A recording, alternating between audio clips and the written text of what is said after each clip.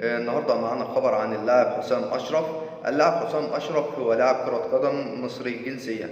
تاريخ ميلاده ولد 1 يناير 2002 ويبلغ من العمر 21 عام. أما عن مركز لعبه هو يلعب مهاجم. والمعلومات عن النادي الحالي الذي يلعب في نادي الزمالك برقم 43. أما عن مسيرته الشبابية سنة 2020 كان يلعب في نادي الزمالك وما زال. أما عن المسيرة الاحترافية سنة 2020 في نادي الزمالك أيضا.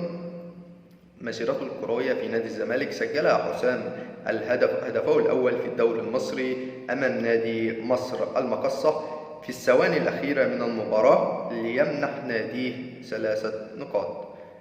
بشكركم أعزائي المشاهدين، وأتمنى دايما إنكم تتابعونا باستمرار وتشتركوا في قناتكم المفضلة كورة لوكر عشان يوصل لكم منا كل جديد وحصري عن أخبار الكرة العالمية والمحلية. وشكرا لكم والسلام عليكم ورحمة الله وبركاته.